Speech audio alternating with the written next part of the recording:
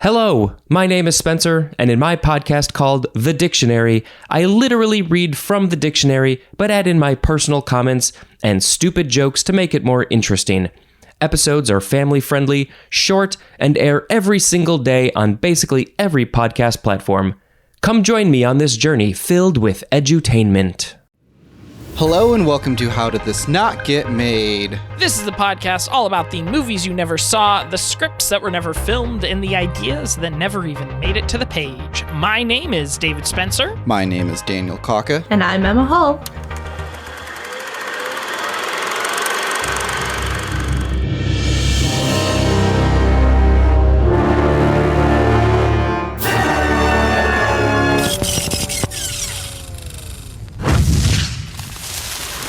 And we're back for more Wonder Woman. Oh, Wonder Woman. So a week ago, because that's when it happened, it was all a week ago, we had discussed basically Wonder Woman, Charles Moulton Marston. We talked about her throughout the Golden Age, the Silver Age, the Bronze Age, basically all the way up until the New 52. And we talked about her history throughout television. But now this episode, we are solely going to focus on the movie and how the movie came to be. The idea of putting a Wonder Woman blockbuster movie together goes back to actually 1996. At the time, Warner Brothers were looking at Ivan Reitman, who was the director of Ghostbusters. He also did the year before Junior, Arnold Schwarzenegger, Danny DeVito to direct. And they wanted to get John Cohen to write the first draft of the script. John Cohen, he would later on write Minority Report. And to be a Wonder Woman, they suggested to cast Sandra Bullock. I would kill a man to see Sandra Bullock as Wonder Woman. I think she'd be great as Wonder Woman. Yeah, She'd be good at it. I don't know how I feel about Ivan Reitman as the director. That's Yeah, a really it's a bizarre little- choice. It's a little questionable. Yeah, it is. Maybe they wanted to make it more humorous, so they looked at him and was like, I guess. I guess that makes sense, especially if you're pulling Bullock to play Wonder Woman, because she Yeah. does have that, Yeah. snappy quip to her. yeah. What year would this have been again? This was 1996. Oh, okay, so this is like Schumacher Batman era. Yeah. So I guess it makes sense that they're thinking of camp for their superhero movies. After the script was rewritten multiple times by many different writers, eventually Warner Brothers just sidelined the project. And like you mentioned before, I think Warner Brothers was looking at the success of the Batman movies by Tim Burton, but then became hesitant because of movies like Batman Forever and what Joel Schumacher was doing. There was 2 attempts to make a Wonder Woman TV show that didn't make it past the pilot. And Smallville actually had plans to include her, but chose to keep her out, hearing that WB had plans to make a movie. So instead, they actually reduced her cameo down to a name drop. Not even a name drop. In the finale, I think, is something like a wondrous woman is all that is mentioned. That's such a bummer. In all my globetrotting, I have met several others like you. A billionaire with high-tech toys, and a wondrous woman who is going to throw you for a loop. That was as close to cameos as they got for those characters. Yeah. And I believe the New Adventures of Superman, I don't think they mentioned her, but they were describing some other character to be like, oh, she's very much like a Wonder Woman type or something like that. I believe that they kept that out just because it seemed like WB was going to have that covered elsewhere. Wasn't it that in one of those Wonder Woman pilots that didn't go to series, Pedro Pascal was actually in one of those pilots? No way. Yes. Somebody brought it up to him during the press for Wonder Woman 84, and he had no memory of doing that. And it was like, oh, wait, I was in Wonder Woman before, wasn't I? That's really funny. He actually was. It's kind of like how Randall Park, he forgot that he was in The Office. Because honestly, that role for him, like he was only on set for maybe a few hours for one day. Why would you remember that? If you're a constant working actor, you're just like, well, this is just another day on set and whatnot. And he got really offended a few times when people would come up to him on the street and be like, it's Asian Jim. And he's like, what? What are you talking about? Oh, no. And then he had to look back and realize, right, I was on The Office and I was referred to as Asian Jim. That's really funny. Yeah, that makes complete sense as to why he would forget that. In the early to mid 2000s, WB was looking at the success that Sony had with Spider-Man and took another chance at making Wonder Woman with the help of Silver Pictures, which is Joel Silver's production company, to produce it. They commissioned 3 writers to write the draft. It was Todd Alcott. He wrote Ants. Which is a great movie. And then we have Laeta Kalogridis. She ended up writing the Birds of Prey TV show in 2004. There was a Birds of Prey TV show in 2004? Yeah. Didn't make it very far. But she later on wrote Shutter Island and Alita, Battle Angel. And then the third one was Joss Whedon, who recently wrote Toy Story, Alien Resurrection, Titan AE, Atlantis, The Lost Empire, Buffy the Vampire Slayer, Firefly, Angel, Serenity. And then before Joss was a credited screenwriter, he was actually a script doctor who helped improve stories for Speed, Waterworld, X-Men, Twister, and The Quick and the Dead. He gave the best line in superhero history in that first X-Men movie. Do you know what happens to a toad when it's struck by lightning?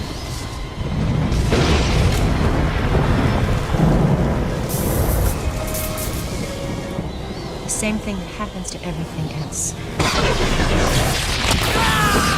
That was a Joss Whedon line. Oh, yes. I do want to pause here for a moment and say my kind of personal history with Joss Whedon, because I am ashamed to admit that I was absolutely in that Joss Whedon camp at the time. I was such a fan of Firefly. I remember hearing the news that he was going to direct Avengers and being over the moon about it. It even went as far as to lead me to being a bit of an Age of Ultron apologist. Not for the Black Widow stuff, but there's still things about that movie that I really like and I had a good time with. But I was definitely somebody who was totally buying into the narrative of, oh yeah, he is so good at writing female characters. He's got so many strong female characters in his movies. If you were to ask me at the time, I would be like, Joss Whedon making Wonder Woman sounds perfect. I feel like it's the same thing with Aaron Sorkin has been viewed as being more feminist in his writing, and now we're realizing, oh wait,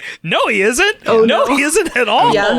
If you think about the context at the time, if someone had told you, hey, the guy who created Buffy the Vampire Slayer is now going to create Wonder Woman, you think to yourself like, oh, it's in good hands. Makes sense. Yeah. Yeah, I am also someone who was a big Joss Whedon fan before I kind of got my feet under me and like learned how to really think critically about media and to apply the tenets of like my own personal ideas about feminism and even like class consciousness and race and things like that to like what I'm reading and what I'm like engaging with. Dan knows this. I went as Dr. Horrible like 6 years in a row for Halloween. I loved so much of his work. And then when I like went back and started rewatching Buffy and Angel, which were like the 2 franchises that really got me into his work in the first place, I was like, oh no. I don't think I really examined what's actually happening in Joss Whedon movies until a lot of the Justice League stuff came out. In the conversation around that movie was the first time that I really examined who somebody was, both offset and in their writing. I feel like it can be really dangerous to go down the territory of this person is bad in real life and therefore is bad in their creations. And I do think there's a lot of truth to that a lot of the times, but I think it can be dangerous because I feel like so easily people will go, oh, if this person makes good things, then clearly they must be a good person outside of that. Yeah. That kind of thinking can really like fall to pieces. But I do think Joss Whedon is one of those people where it's like, when you start to hear about who he's been on set, and then you start to connect that to the kinds of stories that he tells and the kinds of jokes that he makes in the stories that he tells is really when it's like, oh no, I should have seen this all along and I didn't.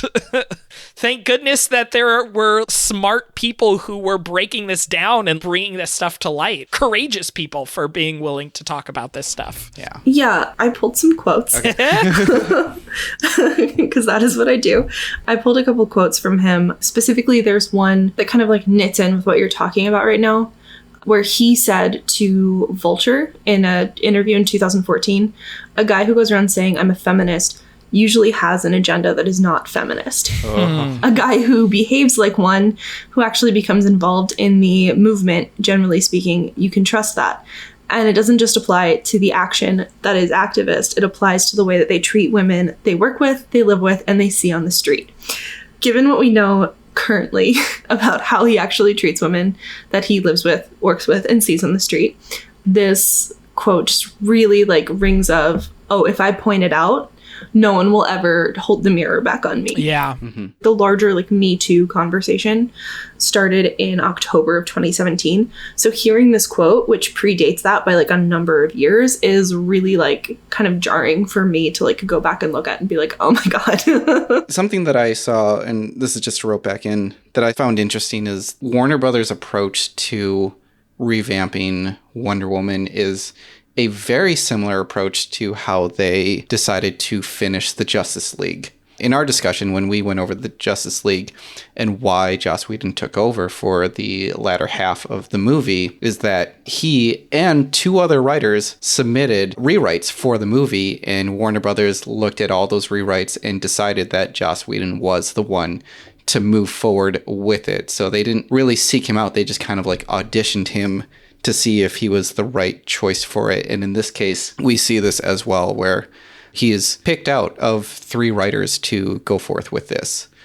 But I remember when I was working at Warner Brothers and Wonder Woman was just coming out, the Patty Jenkins Wonder Woman, so much discussion had come out about Joss Whedon and his script. And it was just like this kind of like the secret amongst all of the other tour guides, and be like, did you know that he also wrote it? And also, did you know that it's really bad and very sexist? And I was like, oh, this is okay. Again, I was like, wait, so the guy who created Buffy, and like, I just believed it on face value. It's definitely confirmed after I have read the script, which we will be going into pretty soon. I just wanted to cover just a few things before getting into the script. After Serenity, Joss, he just went into researching Wonder Woman. He was frustrated with trying to come up with a new story. In November 2006, he explained that, quote, besides Wonder Woman's great origin story, there's nothing from the comics that felt right 100%. No iconic canon story that must be told. Who she and what the movie is about thematically has never been a problem for me. But the steps along the way, it could be so easy for them to feel wrong. I won't settle. She wouldn't let me settle. I believe that was from his blog, because I remember his blog being very popular around that time. For the casting of Wonder Woman, the studio considered Morena Baccarin. She was in Firefly and Serenity. She was also in Deadpool as well. Oh, and Nara. Okay. Oh, boy. That makes a lot of stuff make sense. Yeah. But I can see that. But this is Warner Brothers coming up with this. I could definitely see her playing Wonder Woman. Like, I think she's got that look that makes sense for that character. Yeah. Another actress that was considered was Priyanka Chopra. She was a Bollywood actress. She was Miss World, and also she's married to one of the Jonas Brothers. I forget which one. Actually, they might be on the breaks, but that's just some gossip. Anyway. Do you have insider knowledge on the relationship? I follow Dumont. Don't worry about it. Joss Whedon, when he was writing it, he had no one in mind about who he wanted to cast. When asked much later on down the road, he mentioned that Colby Smulders might be a good actress for Wonder Woman, which is ironic because she later on voiced Wonder Woman in the Lego movie. Oh! Good old Colby. To the invisible jet! Dang it. We are going to go through my synopsis of the Joss Whedon Wonder Woman script. Emma, you have read it ahead of time. I have things highlighted. Buckle in. Exposition. In the time of the ancient Greeks, the most powerful warriors on earth were the Amazon women. Proud, mighty, and cunning. They were never defeated in battle. Legend tells that Ares, the god of war, grew jealous of their power and had them in prison, their wrists bound with mythical chains, chains that robbed the Amazons of their power. Shamed and imperialed, the Amazon queen Hippolyta prayed to Athena, goddess of wisdom, for deliverance from their slavery. The Amazons vanished from the earth. So that was all like black screen text comes on there, that's what you wrote before the story. We open on Steve Trevor flying an old twin-engine prop plane in stormy weather, barely keeping it up in the air. Lightning strikes the left propeller. Steve bursts through a cloud and sees before him a mysterious, lush green island. He manages to control the plane enough to crash land into a river. Aside from a broken wrist, Steve seems relatively okay. Before you move on to the next piece, I would like to read directly from the script how he's described, so we can get a little juxtaposition between the two. Okay. The pilot holds the steering column as it bucks. Maybe 30, kind, determined eyes in a working man's face. No other description of Steve Trevor. That's Steve Trevor. He's male, maybe 30, and has kind, determined eyes in a hardworking face. That's it. What I have described here is, after a very long-winded description on how she looks, Diana helps Steve out of his plane. So this is yet another thing that I've highlighted because I think it's important to kind of juxtapose the two things when we begin to think about how Joss Whedon is engaging with this character. He writes, "To say that she is beautiful is almost to miss the point. She is elemental, as natural and wild as the luminous flora surrounding. Her dark hair waterfalls to her shoulders in soft arcs and curls. Her body is curvaceous, but taut as a drawn bow. She wears burnished metal bracelets on both wrists, wide and intricately detailed. Her shift is of another era. We'd call it ancient Greek. She is barefoot." All right. So the thing that stuck out to me the most the first time that I read this description, we understand Wonder Woman, like everyone that is going to see this film has some context for like who she is in the larger culture because she is like everywhere. And we understand her to be a warrior. And the thing that has just been presented in this script is not a description of a warrior. It is a description of a queen of fertility. She is like blooming around like flora and fauna. She's being compared to like waterfalls, and she's barefoot and her body is curvaceous, but like still tight. That is not the description of like a warrior woman. That is the description of like someone who's like gonna have like good baby birth and is gonna be like a great mom. It's not a great start. The line in there about her body, I feel uncomfortable repeating that. It's awful. Ugh. And I think it's interesting to point out for people who are like maybe thinking in terms of like timelines and like how we progress in the way that we talk about media. The backlash for this script started in like June 2017. Like that's when it was leaked. That is months before Me Too became even a glimmer in anyone's eye. Wow. The controversy surrounding this is definitely part of a point in time when we are all like starting to think differently about how we talk about women in media, but we have not gotten like the full force of this like larger organized movement from women in the entertainment industry. And I think that that is like kind of crucial because it helps contextualize like how bad this actually is. Yeah. That description reminds me a lot of this Twitter feed, which is great and awful at the same time. So it's this producer who anonymously tweets out descriptions of women that they find in these scripts, and they will just copy and paste whatever it is and put it out there. And some of them are just awful. They're atrocious. Yeah. I believe one of them was like, she had the face of someone who used to be beautiful. And it's like, that is not a good description of anyone. Yeah, I remember reading through that description and I was like, do I sum this up or do I just like somewhat dismiss it? But yeah, I'm glad you brought that up. Diana is perplexed by his look, realizing that he's a man, as if she's never seen a man before, but has only learned about them. She takes Steve to 15 other warriors that hold him hostage. She realizes that he's a man. As Joss Whedon writes, she reaches for his face, touches it, realization breaks her face into a wondrous grin. And she goes, "You're a man." And Steve goes, "Wow, no getting anything past you." And then the character action is described as he's mesmerized as she, neither of them moving, her fingers centrally trace his face. So it's not just like, oh, she like looks at him and is like, surprise, he's a man. It's like, oh, I'm gonna like get weirdly like intimate with this person that I've known for exactly 30 seconds. Yeah. So while walking him back to the Queen, Steve mentions that he's transporting important supplies. We get a sweeping establishing shot of Themyscira, the Greek agriculture, the lush green hills, and the area for warriors to train. Steve is bound by the lasso of truth as he's questioned.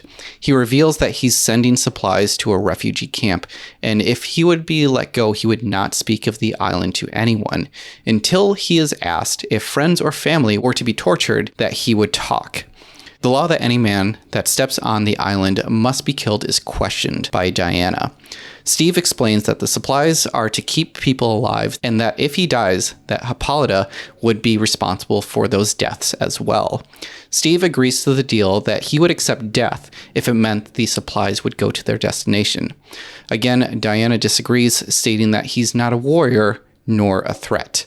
It's made clear that Queen Hippolyta and Diana are mother and daughter. In this like chunk of text, something that stuck out to me, one, when he is like held hostage by the other warriors, where we got a description of Diana that she's like this beautiful natural goddess. The other women who are armored and helmeted and like have their like weapons trained on him are described as backlit enough to be dark and almost inhuman. It's an interesting take coming from someone who purports to like love strong women. We see women who are actually like ready to go to battle for something and they are inhuman.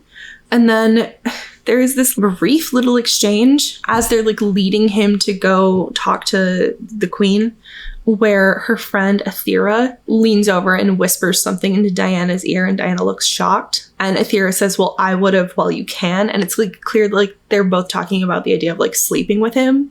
Maybe they're interested in like knowing what that's about, but this is an island full of women that clearly like has managed to find some way to propagate their species. It's the first exchange between two women, and it didn't even pass the Bechdel test. Yeah, and it's like immediately about like, oh, well, why didn't you try to sleep with him while you still could?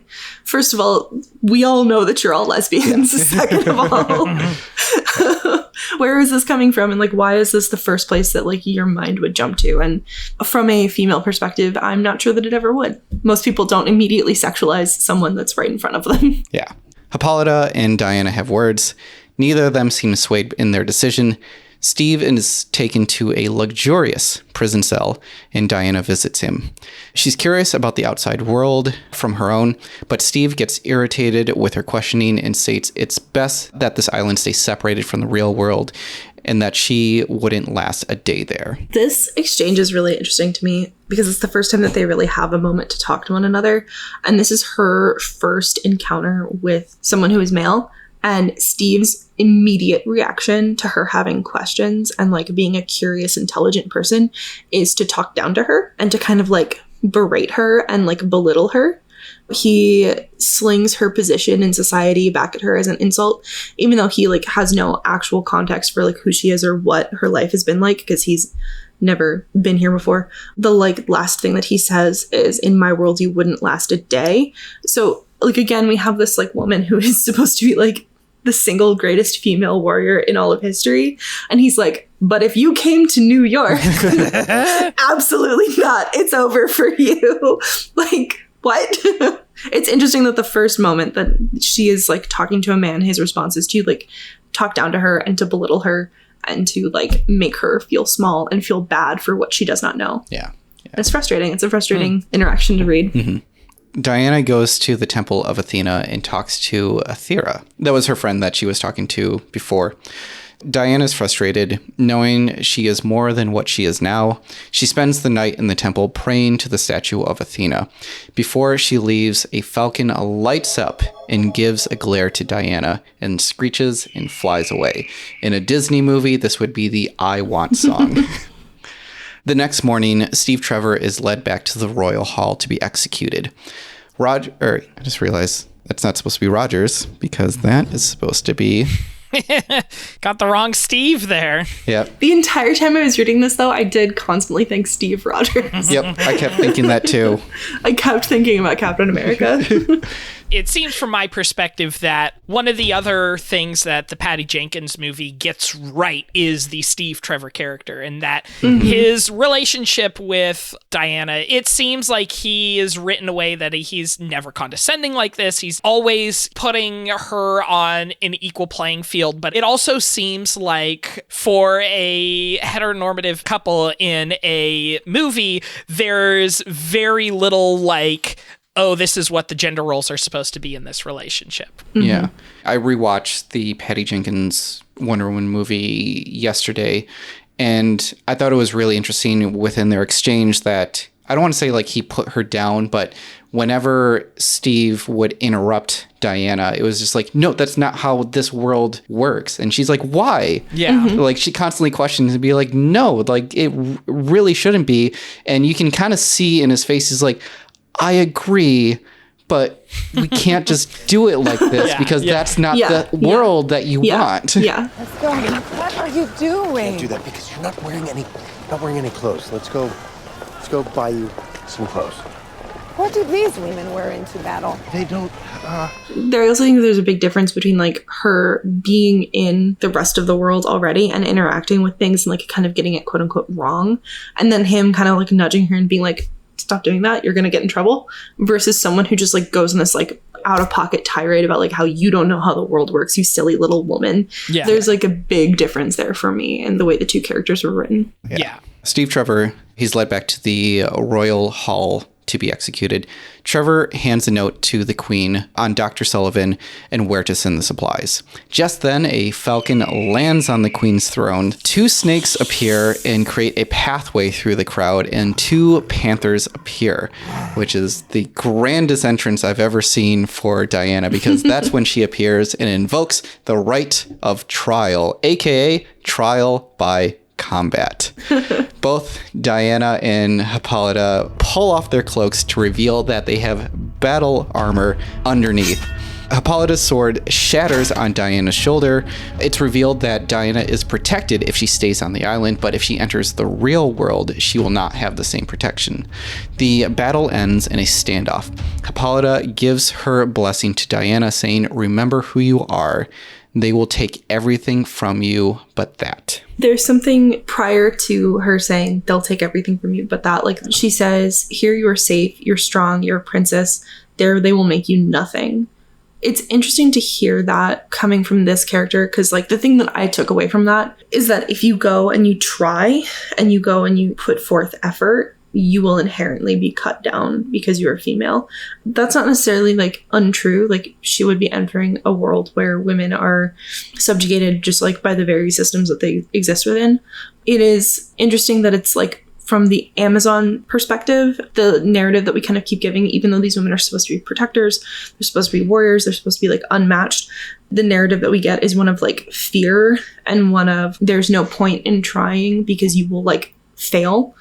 And that like they are so hell-bent on keeping her in a place where she is like safe and she won't progress as a person. And this is supposed to be like a space where women build up other women. And the only thing that we've seen from any of them so far is like tearing her down and saying, no, you have to stay here. You have to like maintain our status quo. The Patty Jenkins film doesn't really do that. I know that there are concerns that her like mother and her sisters have with her leaving, but they're like, no, this is your destiny. It's time for you to go. And I think that that's like a big like structural difference in the way that the story is set up for this character and her journey. Yeah, something that I found weird, especially with like the Marston origin stories, is that Hippolyta is trying to like protect Diana because like it's her daughter. She doesn't want any harm, but like, what's the point of training essentially a warrior to be like, all right, now's the time that I can go out and battle. And now you're going to sit here.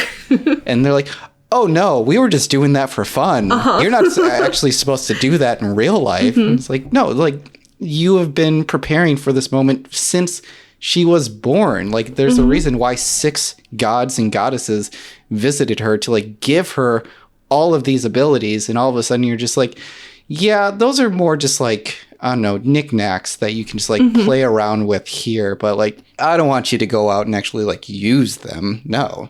Like, you trained her for a reason. Yeah, enjoy the trappings of strength, but you're not allowed to use any of them, you silly little girl. Yeah, really, I just need you to help move a couch if I need it. And I just needed to make sure that you had the strength of Hercules to do that. Steve Trevor, he pilots his repaired plane away from the island with Diana in the back. Steve radios Ben, which is his South African contact. Ben calls Steve Skipper, which is a code that something is wrong. After Steve lands, we meet his crew, Ben Zemain, Dr. Moria Sully Sullivan, and Griffin Thiele. Steven tells Diana to stay on the plane while he deals with Major Milan Goznak, the man in charge of, quote, protecting Steve's men and the refugees. Steve is giving supplies to the Major, which feels more like he's upholding a threat. The Major demands for all the supplies in the plane and notices Diana. She walks off the plane, and when she touches the ground, a large gust of wind ripples from where she stepped. She negotiates with Goznak, knowing that it's wrong for him to take all of their supplies. Goznak is upset with the fact that his authority is being questioned and shoots Diana. She's shot and is bleeding, revealing her mortality before she goes unconscious. In this chain of events, as they fly in and they get the little code word, Steve's first instinct is again to belittle her. He literally tells her to stay, like she's a dog. He says, "You're not ready to deal with these people, no offense, stay." He speaks to her like a dog, and then as soon as he gets off the plane and he's trying to negotiate with these people that are holding everybody hostage, it's brought up that Goznak, he wants a bribe to let Steve take all of these supplies and do with them what he wants. And that's the point at which Diana steps off the plane, and Sully, who is the only other non-Amazonian woman we've met so far, as Diana steps off the plane, she says that's a quality bribe. And so we've already set her up where she's been spoken to like a dog and then immediately dehumanized further by being treated as a bribe. One of the characters refers to her as a whore right off the bat. It's hard to reconcile this notion that she's supposed to be a strong, respected woman when she's back in reality, and within 3 pages she's been spoken to like a dog, referred to as tradable goods, and then called a whore. Yeah. That's not really feminist writing. No. Yeah. The thing is that Steve saw her fight. Yeah. How is he not I have a secret weapon in the back? Lead with that. Yeah, it's deeply frustrating. And even further in, when we get into the kind of fight scene, which I know that I'm jumping ahead a little bit in your notes, after Goznak shoots her, Griffin's response is, "Who the hell shoots an unarmed, tasty looking girl?" Nope. A+ writing, gang. Oh boy. A+ writing. Yeah. I think it's important to note how she's being set up to kind of understand the backlash towards this script. Yeah. This is within... We are on page 34 at that point. So we are maybe 30 minutes into the film. There's this establishing shot of the Spearhead Technologies skyscraper as it towers over the decrepit Gateway City. Really quick, Gateway City, I looked into to see if that was canon in the world of Wonder Woman or in the comics. No. Okay. She's usually sent to major cities. So there's one where she's in Boston, she's in New York, she's in LA. Most of the time she's in an established city. Nowhere did they mention Gateway City, which feels like New York City is what they're trying to emulate, but Gateway City is only made up for the movie. I'm honestly kind of surprised that she doesn't have her own fictional city, because Batman's got his own, Superman's got his own, even the Flash had Green Arrow all have their own fake cities where they do their stuff in. So I'm honestly kind of surprised that she didn't already have her own fake city. Yeah. Well, I think they figured, oh, she's got the mascara. Yeah, that's fair. And that is it. Yeah, but she's never there. Yeah. Yeah. And how cowardly is that? This is Gateway City. Underground, we are introduced to Jeff and reporter Ginny Wells. Jeff leads Ginny to Strife, described as big, muscled, metal bands around his arms, a black cape rippling in the wind, wearing a helmet, which might just be his head, of burnished silver. I did not include this in here, but he ends up killing Ginny. I remember that. I forget if he kills Jeff. I don't remember if he kills Jeff, but he does immediately kill Ginny. I'm not really sure why, because in the rest of the script, it doesn't really ever come back to see that anyone is looking for this person. It never really seems to come back up again. It's just sort of he kills a woman and then is haha, I'm evil. Yeah. Okay. It didn't really help.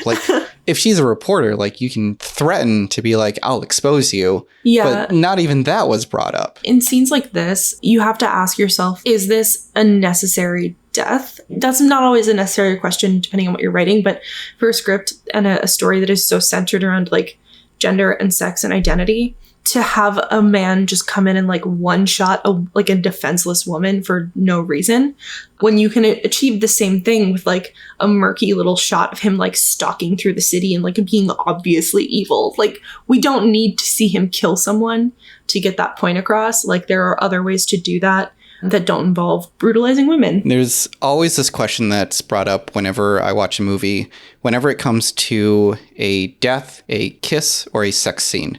Is it earned? And in this case, the death of this was not earned whatsoever. Not earned and not even strictly necessary to the plot. Yeah. Back at the camp, Diana recovers, which is about 6 hours later, and she gets up like she scraped her knee and is ready to get back into action. Steve lets her know that Gojnak took all the supplies. She storms off to Gojnak's camp, which is about 2 miles away, and rips the place apart to get to the Major. When she finally reaches him, Gojnak shoots at Diana again, but this time she's able to block the bullet with her bracelet. She headbutts him unconscious, letting him know beforehand that the helpless people of this land are under her protection until she has to leave. But after this small victory, food and medicine is distributed to the refugees. As Diana walks through the camp, Ben tells her about Steve's past as a soldier in the Air Force, and after the mission, they are headed back to Gateway City. So much for protecting the refugees, but they got refugees. Food and medicine. Back in Gateway, we are introduced to Spearhead's CEO, Arabella Callis, holding a meeting with executives and city councilmen. After everyone leaves, she enters a hidden war room. It's revealed that they are monitoring the war, and the company is an arms dealer. Callis continues into the prayer chamber. In it is a statue of Ares. There she meets with Strife, who has the ability to teleport, I guess. Callis tells Strife about a woman that took out a camp with no casualties. She also reveals a giant machine called Chimera. Steve, Diana, and the crew fly into Gateway City. Diana walks down the sidewalk like she's in the opening title sequence of the Mary Tyler Moore Show if it took place in the movie Taxi Driver. She interferes with a dealer hurting a child because he believes that he's been cheated out of money. Diana beats him up, ties the lasso of truth around him to find out who he works for. He tells her that Clean is the man on top. Suddenly, the earth begins to shake beneath them. Back at the Spearhead War Room, Chimera is nearly ready, but they're interrupted when they see Diana trying to get everybody out of a nearby building before it comes down. She makes her way up the building as the building begins to collapse, saving those in the way of danger and destruction. She's suddenly attacked by Strife. They fight as the building collapses around them. In the fight, Diana gets wrapped up in Strife's cloak, and they are transported to a snowy mountain range. Strife reveals that he fought the Amazon warriors before they went into hiding and finds out that Diana is Hippolyta's daughter. They teleport back to the lobby of the collapsing building. Strife teleports, leaving Diana to be crushed by the building. So Diana's okay. She is resting on Steve's bed so that she can heal. It is noted that she is naked. It's not just noted, it is explicitly described. Yeah. This whole scene is a pretty uncomfortable read. Yeah. Diana tells Steve about Strife, the nephew of Ares. She questions why he's here in Gateway. It's clear that their mission is to stop Strife. One that I forgot happened at the end of the little creepy naked scene. Steve says he gets his leg caught or whatever in the lasso and accidentally, quote unquote. Yeah. This is the Aquaman scene. Says, "Oh, I'm so attracted to you. I wish you would turn around and I could see more of you naked." Vomit. Immediately following that, he holds up the lasso and is like, "Can we not leave this laying around? There's a reason men don't like to talk about their feelings. Their feelings are lame." And Diana, good little two-dimensional heroine that she is, goes, "Well, I think they're fascinating." Oh. Which speaks to so many levels of women doing men's emotional labor for them that it's just not, we don't have enough hours in the podcast. But I did want to call it out. I just didn't realize that Joss Whedon literally reused a bit from this script in the Justice League movie. That's insane. It's creepy. You're gorgeous and fierce and strong and I know we went to war with the Amazons, but that was before my time.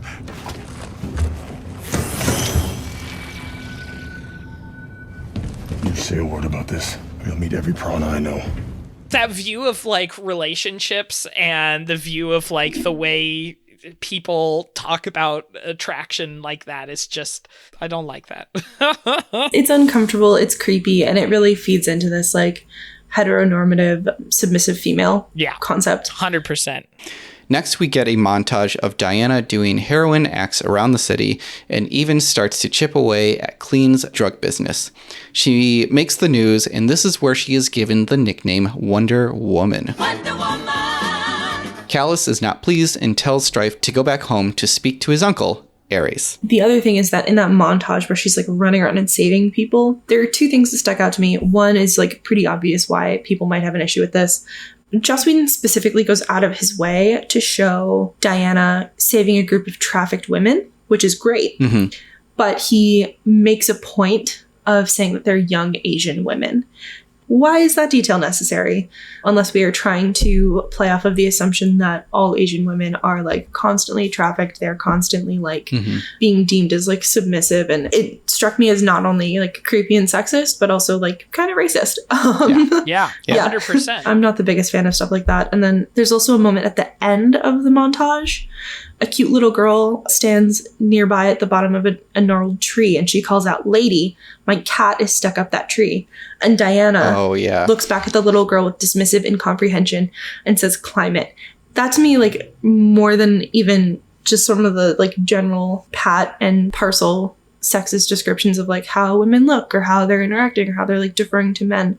That to me is an encapsulation of like the same issue that I have with the way that he was rating the Amazons in Themyscira, where it's not, oh, let me help you climb this tree. It's not, let me build you up and make you into a stronger person or teach you the skills so that you can be a strong person. It's, we'll figure it out. Yeah. That tough love idea, which is absolutely what you were saying about the male gaze definition of feminism. Yeah. It's very like frustrating to me as someone who, everything that I know about feminism and everything that I know about liberation for like marginalized communities always comes from people within those communities educating each other and talking to each other about what we need, teaching each other how to get what we need in order to survive in a society that's designed to like specifically oppress and like hold back. And so seeing this like little girl ask her for help, knowing that she's someone who does help and knowing that she's someone who is supposed to be a hero, for her to be brushed off like that is like deeply frustrating to me. Yeah. Diana's path to take down Clean leads her to a nightclub called Olympus, which I guess appropriate. Oh, on the nose. I get it. She spots Clean because, quote, and this is in the description, his booth is the boothiest and his posse is the scariest.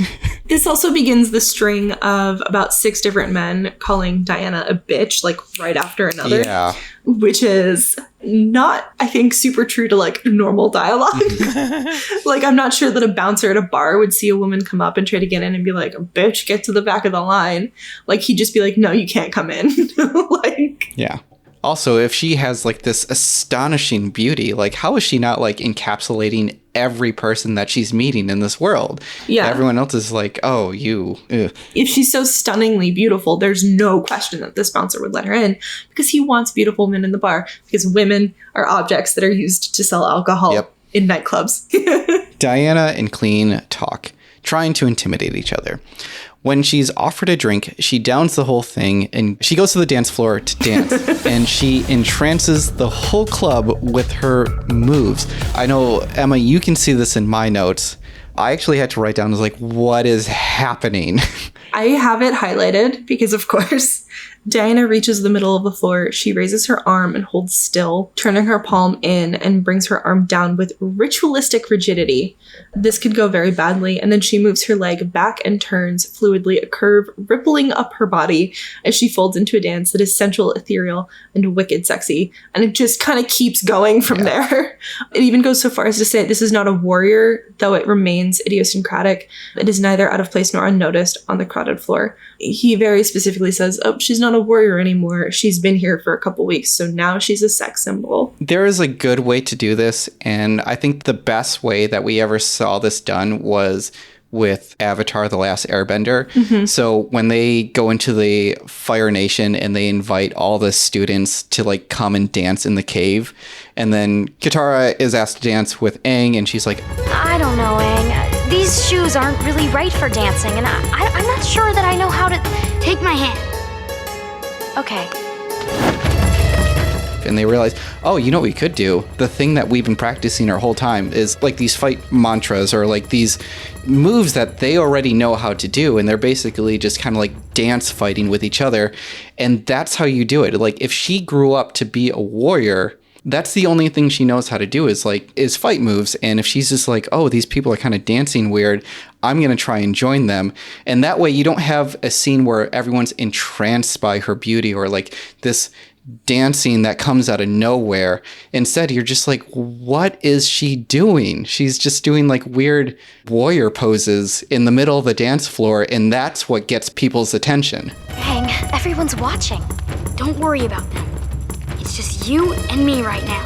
To be clear, like there's nothing inherently wrong with a strong female character embracing her sexuality and exploring that. But in the very next scene, it becomes clear that she was not doing that because she necessarily wanted to. I'm kind of jumping ahead in your outline, but she was doing that in order to attract the attention and like audience with Bacchus, who's the owner of the bar. Yeah. So she's not doing this for her own agency or her own pleasure. She's doing it for the attention of a man. And that is not good. It would have been interesting if it got the attention of Bacchus and be like, wait a minute. I've seen those moves before. Yeah. I've seen them when I battled the Amazons. Like, that is not of this world.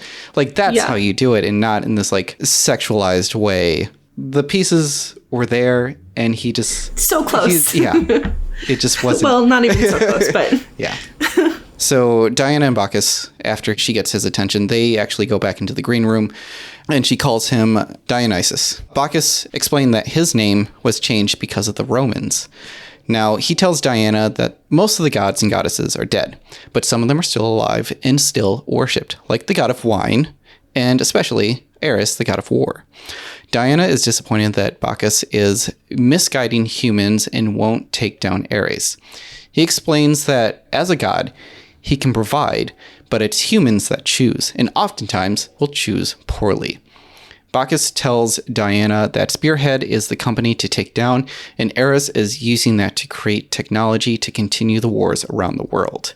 Diana, who is in disguise, and Steve sneak into the Spearhead building. Steve introduces themselves to the assistant as Steve Trevor and Diana Prince, which, if you're going in as a disguise, why would you use your real name? Anyway. After taking out the assistant, they burst into Callus's office, lasso her. She doesn't resist. She seems to know exactly what this lasso is and what it can do. And she's asked about her alliance with Ares. She reveals the plan to destroy Gateway. Guards burst into the room, guns blazing. Diana fights them off as Callus and Steve run into the prayer chamber. Diana catches up to them. Steve and Diana are being chased, so to block the door, she tears down the statue of Ares. They both dive down the shaft that leads to the underground tunnels. She is sent here to fight Chimera. Steve tells Diana that she'll never relate to humans in their struggle, that heroes are not chosen, and Diana isn't a hero, but a tourist. This exchange, I think, bothered me the most. Yeah. One, they're in a chase, and I'm like, time is of the essence, and now's the time to talk about this, when really this probably could have been done in the scene where she's like, I find feelings interesting or something like that. So the thing that they're talking about very specifically is the fact that she is trying to stop greater bloodshed from taking place. And Steve's problem is that she is killing innocent people in the course of doing that. By bringing down a building, there's going to be people that are dead. She's kind of like, I'm trying to stop greater bloodshed. And he's like, well, you don't care about humans. There is a point that Steve could be making, right? Like, he has a point about, like, we should try to, like, do no harm first, right? However, the way he goes about saying that is kind of horrific He says, how many more people are you going to wish you could have saved? You look at this. He's gesturing to a mural that's depicting who she's supposed to fight. He says, you look at this and you see dragons. I see buildings coming down and the people in those buildings die. And Diana counters with, they're already dying.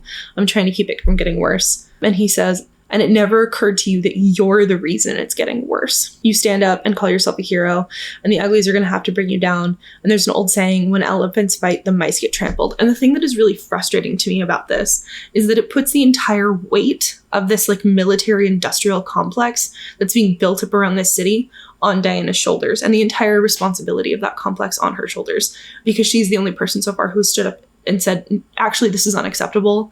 We will not be living in a place and in a culture that abides this kind of blatant militarism. Yeah. And Steve says, but you're the reason that people are dying. And that doesn't sit well with me. Also, the way that he goes about saying that is really frustrating. It's really like belittling again. You know, he has now spent enough time with this person to know that she's like smart, she's capable, she is like interesting, she's funny, she's creative, she is strong. And his first response at the sign of conflict is to put her down. And that is like deeply, deeply frustrating to me as someone who's reading this film that is supposed to be a feminist masterpiece, right? Yeah. It's not, I don't know. Yeah. The next scene here is that Strife then strikes down Steve. And after having that exchange, if I was Diana in that, and just be like, you know what? I don't need Steve. You know what? You take him. That's the other thing too, is that this conversation that she has with Steve really primes her to be submissive to Strife, right? Steve says, oh, all of this is your fault. You're the reason everything's going badly for everyone around here. Not the men buying and selling massive amounts of military equipment, not the industry that's like running this. It's your fault, Diana. So when Strife is like, I'm going to take another life and it's going to be your fault if you don't submit, she's like, okay, I guess I should. And I think that this is like unintentionally a really good example of the sort of like passive versus like active forms of misogyny that women face, and like not just women but even queer people face in terms of like homophobia, and that Black people face in terms of like racism. There are people who are going to just sort of like passively say, well, you know, this wouldn't be happening if you weren't rocking the boat. And then there are going to be people that are going to come behind you and say, like, you have to make this really difficult choice. The choice is going to be that if you rock the boat, people are going to get like actually physically hurt in front of you. Again, I can't say that I think Joss Whedon wrote this like intentionally, but I do think it is unintentionally like a good encapsulation of like the harder choices that people are forced to make when they are trying to make societal changes around them. I think that the way that her submission is written is that it is written as like the right choice, because she's saving the man that she is supposed to kind of have like a love interest with. But in reality, I can't say that I agree. Yeah. I'm not sure that Steve is really like, with all of his like charm and wit and his supposedly kind face that apparently disguises a douche canoe. I'm not sure that he's the person that if I were her, I would like stick my spear in the ground and be like, yeah, okay. Yeah. But for some reason, it was just enough because, like, after the battle, it ends in a standoff. Strife has a blade up to Steve's neck. Strife, he pulls out a chain, which is the same chain that was used to bind the Amazons. She submits to ensure that Steve isn't killed. The chain binds to her bracelets, and that's when she loses all of her powers. I don't think I mentioned this before with the comics, is that whenever she is bound, like regardless of what it is, like it could just be rope, but like if she is bound in any way, she loses her powers. Yeah. And that was already pre-established. Knowing Marston's feelings about sexual preferences and like women in bondage, I think that there's a certain amount of like self-gratification that was with that, like as an original choice and decision in her storytelling. In a modern context, divorced from the like kind of original intent of bondage, they keep referring to these like chains as like articles of Amazonian slavery. There are a lot of words that we could use to describe her being bound up, right? But the decision is to show her in cuffs and manacles and refer to it as her being enslaved. That is, I think, not acceptable. I think it's deeply racist to make what is in larger fiction a symbol of Black slavery, at least in American fiction, a symbol of Black slavery, and to transfer it onto the plight of a poor little white woman who is like truly far more empowered in reality than like most people are, I think is in really, really, really poor taste and is deeply troubling. Yeah. But that's just me. Yeah. She's chained, she's bound, loses her power. Strife then teleports the two of them into the middle of the jungle, and she is thrown and knocked out after hitting her head. She wakes up, it's nighttime, and she's in the jungle. She's weak, injured, and can't figure out where she is. She sees a line of smoke in the distance and goes towards it. That's where she's taken to a remote village where they care for her. Diana does not understand the language that they are speaking. And this is just a little nitpicking thing. And I think this is just because of George Perez when she comes to the New World. And it's like, of course she wouldn't speak English. But like, if she doesn't understand the language of the villagers, like she should not have understood Steve for speaking English. But if you want to make her like of the world where she has learned hundreds of languages, like in the Patty Jenkins one, it said like, oh, us Amazonians, like it's like standard. It's like part of our curriculum that we learn hundreds of languages. It's also interesting to me that her physical power is tied up seemingly with like her intellectual power. Perhaps there is like some Themysciran magic at work that allows her to like understand all of these languages. But the idea that like in addition to her like physical strength being zapped, she's reduced to the like physicality of a normal woman for the first time. And that also makes her stupid and weaker. Not so good, Joss Whedon. Yep. Not so good. Back at Gateway, Steve and the gang devise a plan to expose Spearhead and bring out Strife into the public. Meanwhile, Clean and Callus work out a deal with each other. In the silo of Spearhead, Chimera is powering up. It has insectal arms. Near the bottom is a lion's head that can be used for drilling, and at the top is a ram's head used for ramming. And also fire spews from the sides because fire is cool. The two heads are attached by a 100-foot thick metal serpent body, and it travels through the underground tunnels. Destruction lay in its wake.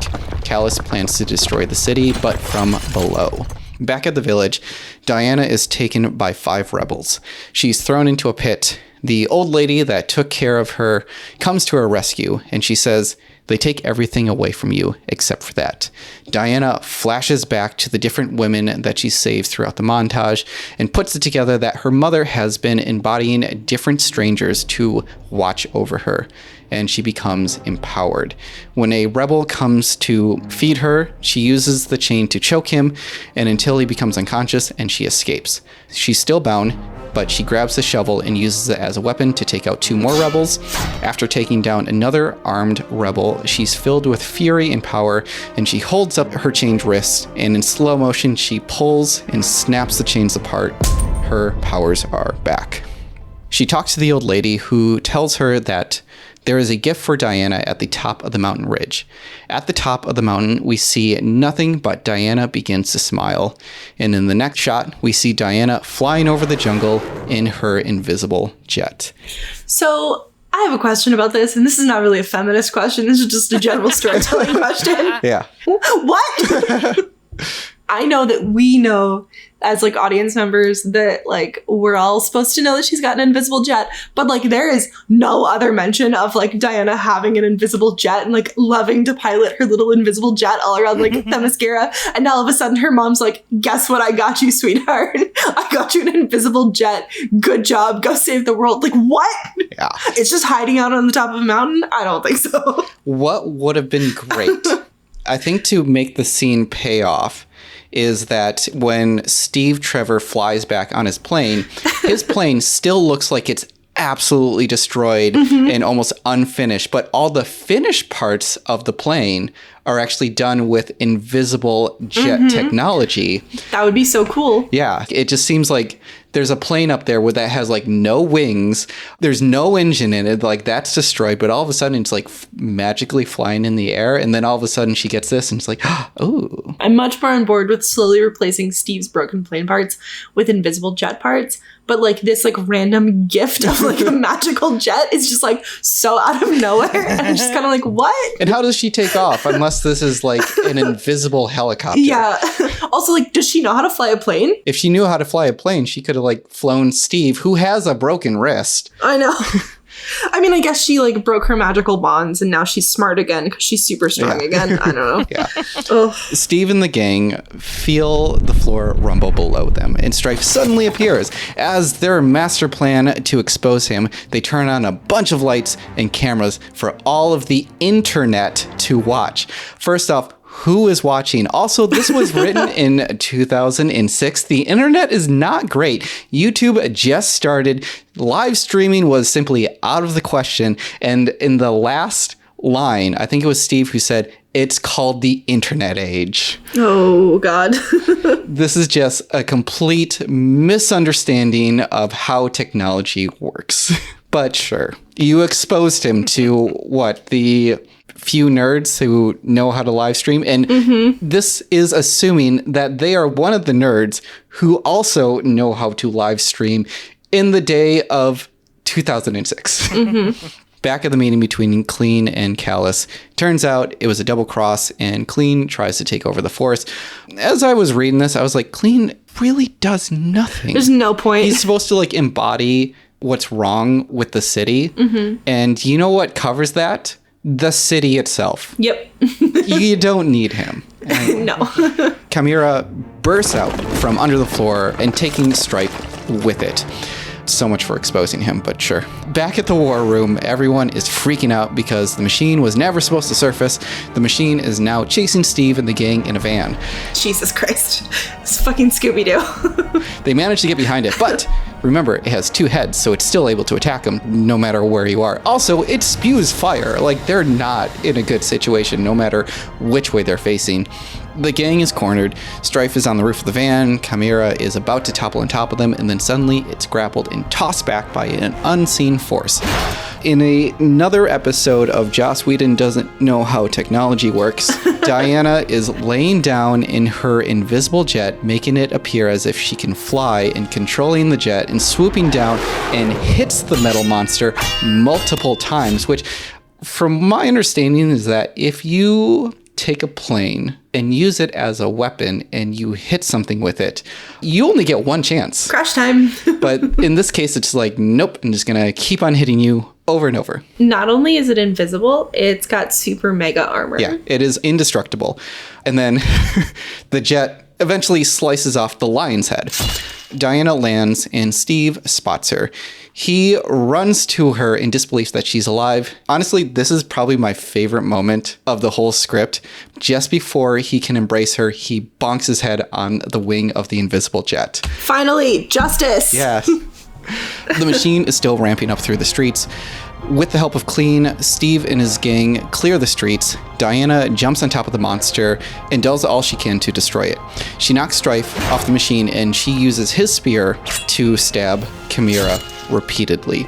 The machine is finally defeated and the crowd cheers her victory. This is another instance of like, if your city has gone through like 20 9/11s and finally that person stops it, like you're not cheering anything. You're just like, thank God it is finally over. Suddenly, Strife sneak attacks her, attempting to stab her with a spear. Steve grabs Clean's machine gun and shoots at Strife, who is unaffected, but unexpectedly disappears. Diana takes the spear and throws it at Steve. Strife appears to attack Steve, but is met with the flying spear, piercing through him, and then lightning strikes the spear, which I don't know how Diana's powers works, but great, she's the goddess of thunder. Eris appears before Diana and tells her this isn't over. Cue sequel. And then back at Hippolyta's chamber, Circe and Hippolyta are watching the events unfold through a large bowl of rippling water, their version of the magical spear. Hippolyta is proud of her daughter. If they're watching over this, how are they not like, we have like 100 Amazon warriors just ready to go. Yep. And also, if we have all of these indestructible, invisible jets, they could just go off and, but anyway, proud of her daughter. Steve and Diana have a moment. He admits that he can be an idiot and she admits that she doesn't understand people. Steve and Diana kiss, Sure. And then Steve is surprised as how well she can kiss, and she replies with, it's an interesting story. The only thing that I need to focus in on is she pulls him into the kiss of his life. After a good long while, they part. Your whole life on an island with only women, and you can kiss like that. They're lesbians, Harold! They're lesbians, Harold! I'm sorry. I just like the queer erasure. Like, I'm not saying Diana has to be just like, she can be bi, she can be pan, whatever. But the idea that there is this like entire island full of women and that they are not having sex because they're all 100% straight is just like, that's like maybe the most unbelievable part of this whole film. If you are on an island and the only other gender is the same gender as you, you'll just be like, well, that's my only option. Exactly. Well, it's not even that that's my only option. It's like the way that we require Wonder Woman to be aesthetically pleasing to men, specifically, when like within queer spaces, queer beauty standards are very, very different. They do not align with this like buxom, curvaceous, super fertile aesthetic. The entire thing that I kept thinking about, there's a really good song by Hayley Williams called Roses, Lotus, Violet, Iris. And it's all about Hayley Williams kind of like after she's come out of this really, really terrible relationship with someone, she's like realizing how she's been pitted against women her entire life by society. She's kind of coming to terms with the fact that like all women are beautiful, no matter kind of like what we look like. And she writes the lyrics, I've seen your body and I've seen your beauty. They are separate things. And like that line encapsulates like the experience of being a queer woman who in our culture has to come to terms with the fact that like there's this aesthetic standard that is entirely built around the male aesthetic, that there are industries and industries and industries built around like convincing you that that's what you have to look like. And then like the minute that you can like flip out of that, like there's this whole other world of beauty that you can see. So the idea that she comes from a place where that aesthetic is just like not present and not required, she has no concept for it, is like flummoxing to me. So to finish out the movie, they fly to Greece and they go to an old temple with a weathered statue of Athena. Diana prays to her. After she steps to the edge of a cliff, she says to Steve that she's been reading a lot about the wind. When did she have time to read? Anyway, and that it would be useful. Steve yells that she can't fly, and she replies with can't. And then she jumps, cuts to black. Wonder Woman appears on the screen. The end. Oh, Joss Whedon. Let's dive into this. So why did it not get made? Yeah. Who could say? I was looking up a lot of articles, and most of them say the very generic creative differences. That's such a kind way to say Joss Whedon's a raging misogynist. In which Joss came out with a statement and said, I'm no longer slated to make Wonder Woman. What? But how? My chest. So tight. Stay calm, and I'll explain it as best I can. It's pretty complicated, so bear with me. I had to take the film that, well, nobody liked. Hey, not that complicated. Let me stress first that everyone at the studio and Silver Pictures were cool and professional, because they have to be. We just saw different movies, and at the price range this kind of movie hangs in, that's never gonna work. Non-sympathetico. It happens all the time. I don't think any of us expected it to this time, but it did. Everybody knows how long I was taking, what a struggle the script was, and though I felt good about what I was coming up with, it was never gonna be a simple slam dunk. I like to think it rolled around the rim a little bit, and others may have differing views. The worst thing that happened in the scenario is that the studio just kept hammering out changes and the writer falls into a horrible limbo of development. These guys had the clarity and grace to skip that part, so I'm a free man. I would like to address some of Mr. Whedon's assertions that he just wrote a script that, well, nobody liked. I went back, I read this script. Like I mentioned, I was a big Joss Whedon fan. I am one of those people who firmly believes that you can still enjoy works that are by problematic people, sure, but there is like an appropriate way to engage with them. I would still say that I'm a fan of Buffy. I would still say that I'm a fan of Angel. When we go back through his body of work, we see like these themes time and time again about like women specifically only gaining strength through trauma. And like in Buffy, we see that when Buffy is raped. With Firefly, we see that with all of the like weird, creepy, like government experiments that she's put under. We see themes where women are constantly infantilized. They're only like shown as being worth something, and that their strength is only like worth something when they are sexually appealing. Like the minute that Willow starts down this path of like lesbianism in Buffy, she's on the fast track to being like Dark Willow, to being like an evil like lesbian witch. That's really hard and frustrating. And like Xander is only comfortable with Buffy being this like kick-ass girl who like constantly like one-ups everyone around her, as long as he thinks that he has like a chance at like maybe sleeping with her. With Dollhouse, we literally have women who are programmed to have sex with men without their consent.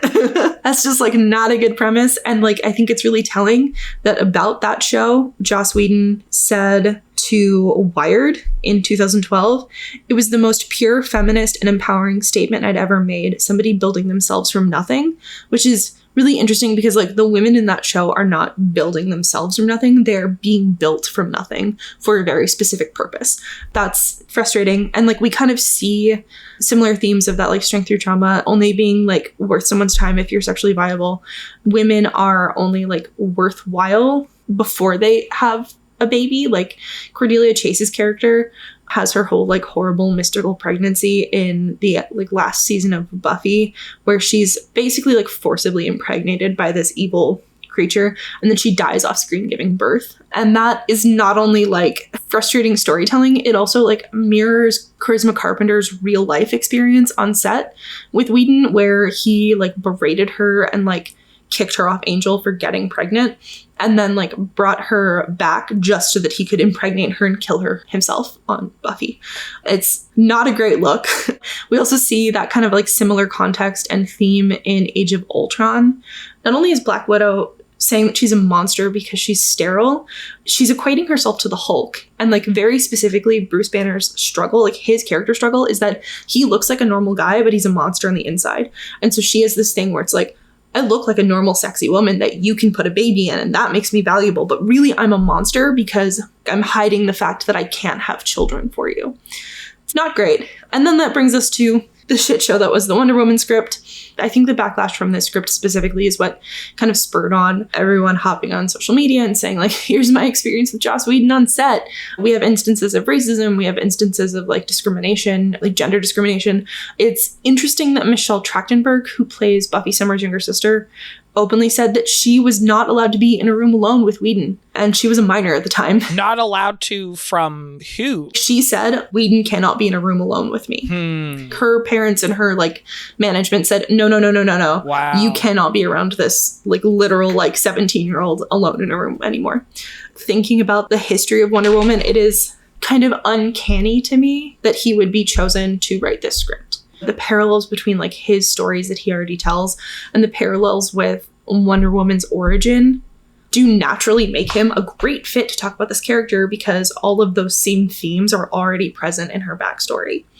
The thing that's like heartbreaking to me is that he did get as far as like being signed to write and direct this. There was no one around him that stopped and said, hey, maybe we should be treating this character different now that it's not like literally 1940. The way that he like positions himself as this like feminist warrior, this like male feminist warrior, in spite of the fact that he's essentially adhering to feminism and gender roles that are about as relevant as the feminism that we saw in the 1940s. Like that is the thing that we see here.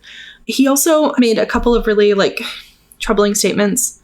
There was one specifically in a BuzzFeed interview. Every breed of feminism is attacking every other breed because, God forbid, they should actually all band together and fight for the cause. This is again one of those instances, and I think we can see this like point of view reflected in his Wonder Woman script, where the strength of women can only really inherently be carried out as long as there is a man there behind her, and a man helping set her straight, and a man helping make sure that she's doing things the way that she should be doing them. That's kind of my little spiel on Joss Whedon and things that make him a really complicated filmmaker, a really frustrating filmmaker. Yeah. I have another quote from him as well. So this is around the time that Patty Jenkins' Wonder Woman, it was about to premiere. That was when the Whedon script that got leaked, and rightfully so, got a lot of criticism, and which Variety decided to do an interview with him to like get his 2 cents with it. He decided to respond with, "I don't know which part people don't like, but I went and reread the script after I heard there was a backlash.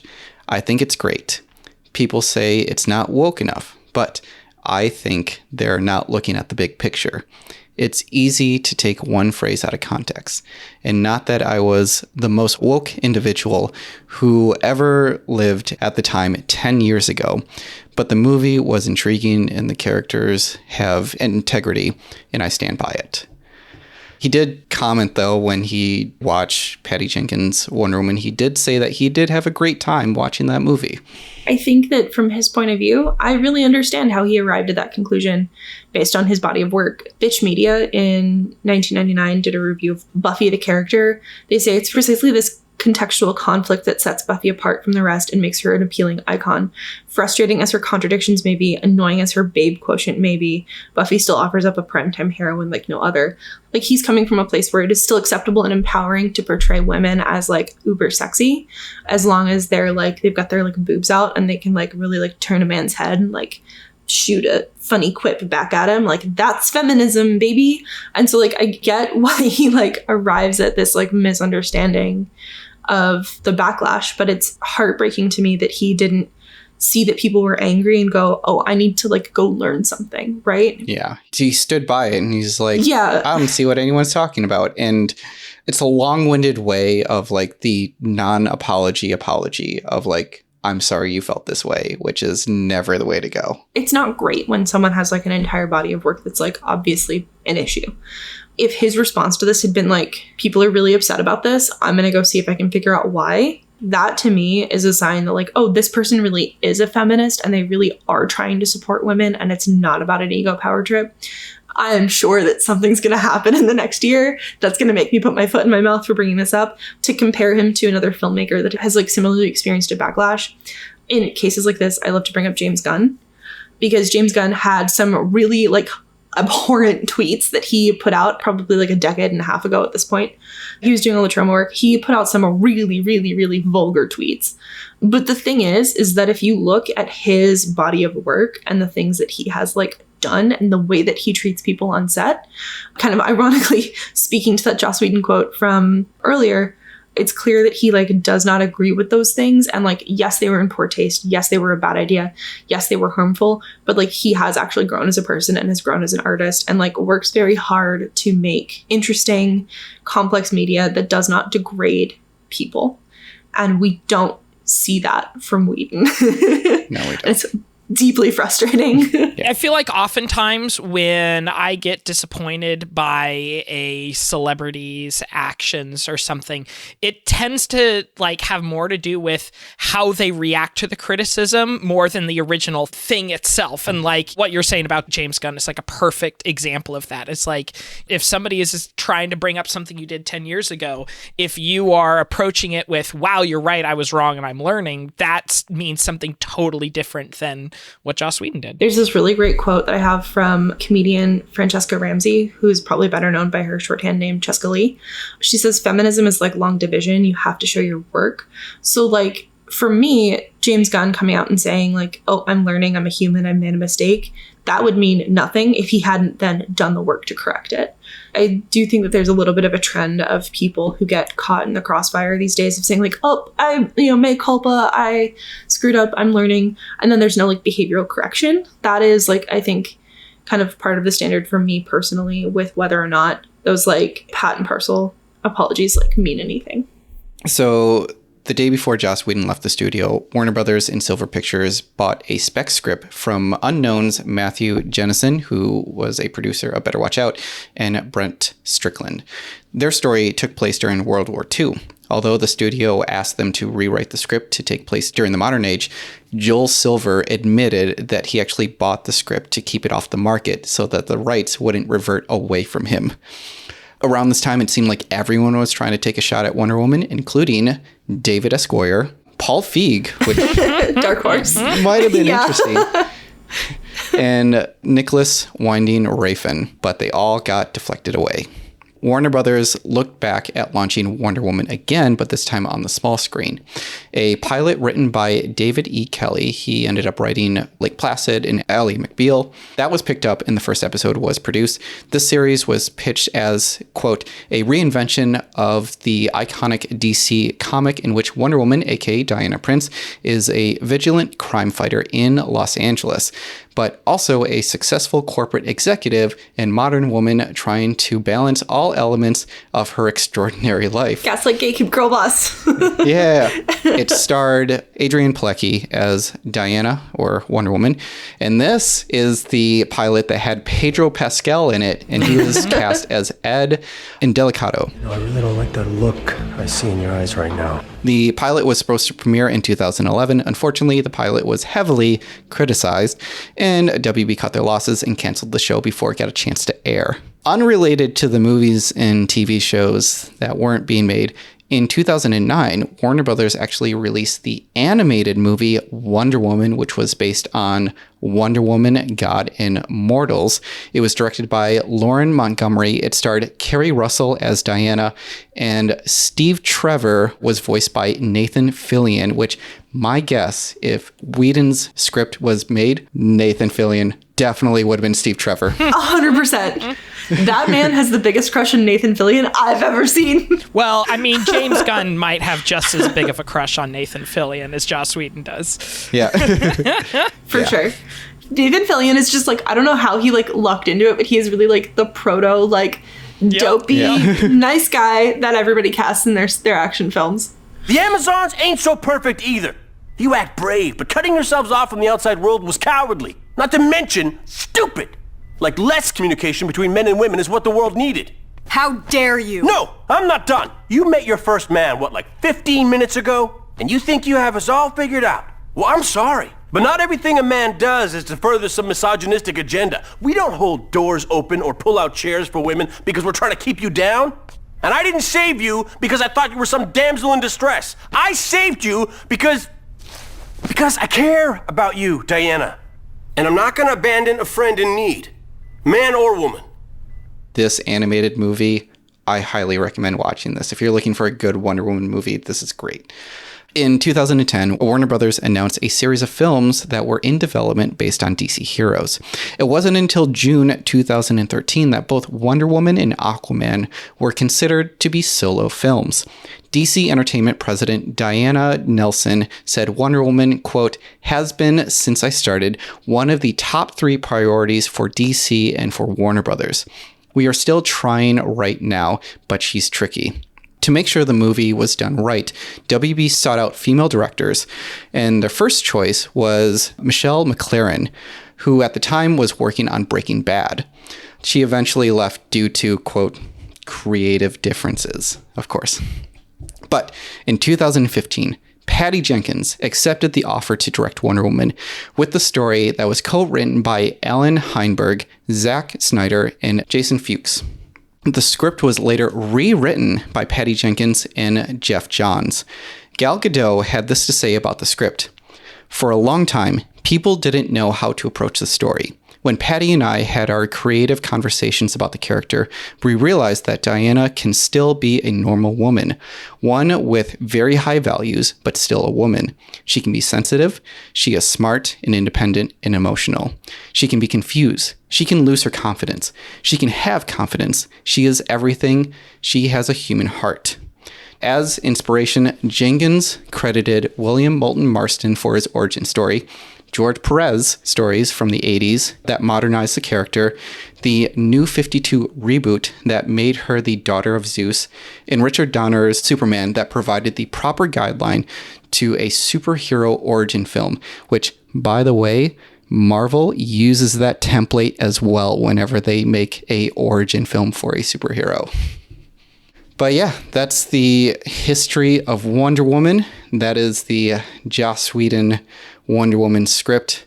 I want to thank you two for going along this journey with me, because it has been quite the ride. Like, she has been living in my head for months, and I have just been wanting to burst out with this information, because It is incredible. It is enlightening.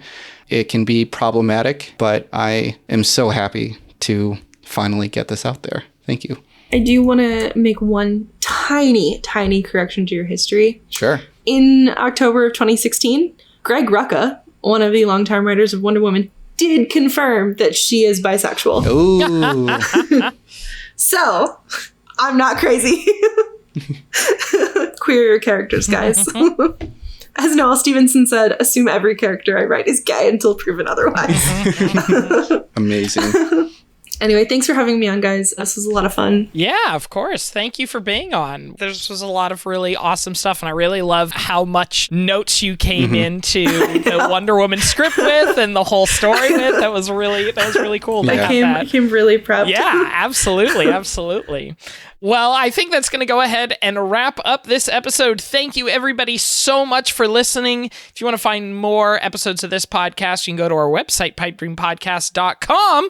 But Emma, where can people find you? I can be found at Instagram at Please Call Me Mac. And, I forgot to say this last week, but if you're in the Los Angeles area and you want to come support some regional theater, my friends and I run a theater company called Mouthbone Productions, which you can also find on Instagram. And we are currently in pre-production for a production of Putnam County Spelling Bee.